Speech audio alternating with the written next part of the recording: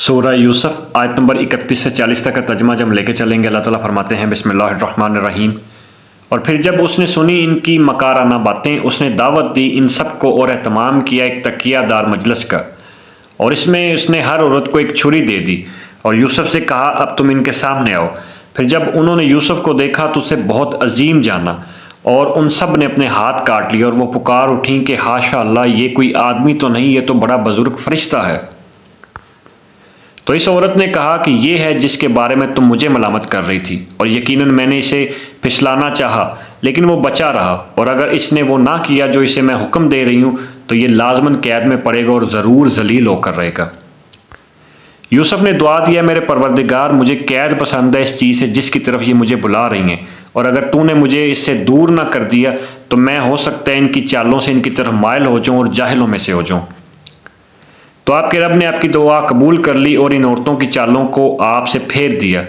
یقیناً وہی ہے سننے والا جاننے والا۔ پھر ان لوگوں کو یہ بات سوجی ساری نشانیاں دیکھ لینے کے بعد کہ اس کو کچھ عرصے کے لیے جیل میں ڈال دیا جائے، اور داخل ہوئے آپ کے ساتھ جیل میں دو نوجوان۔ ان میں سے ایک نے کہا کہ میں نے اپنے آپ کو خواب میں دیکھا ہے کہ میں شراب کشید کر رہا ہوں، اور دوسرے نے کہا میں نے اپنے آپ کو دیکھا ہے کہ میں اپنے سر پر روٹیاں اٹھائے ہوں اور پرندے اس میں سے کھا رہے ہیں، ہمیں ان خوابوں کی تعبیر بتا دیجیے، ہم آپ کو بہت نیکوکار دیکھتے ہیں۔ آیت نمبر 37۔ یوسف علیہ السلام نے فرمایا تم لوگوں کو جو کھانا دیا جاتا ہے اس کے آنے سے پہلے پہلے میں تم دونوں کو اس کی تعبیر بتا دوں گا، یہ اس علم میں سے ہے جو میرے رب نے مجھے سکھایا ہے۔ دیکھو میں نے ترک کر دیا اس قوم کا رستہ جو اللہ پر ایمان نہیں رکھتے، اور آخرت کے یہی لوگ منکر ہیں،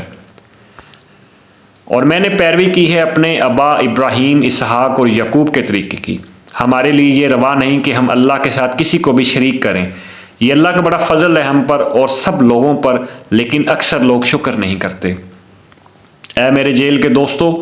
کیا بہت متفرق رب بہتر ہیں یا اکیلا ایک رب سب پر حاوی و غالب ہے؟ سورہ یوسف آیت نمبر 40۔